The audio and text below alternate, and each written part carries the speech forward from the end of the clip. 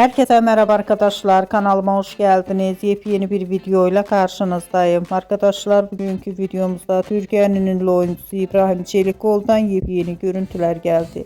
Ben de bu görüntüleri sizler için YouTube kanalımda video halinde sunuyorum arkadaşlar. Umarım beğenirsiniz.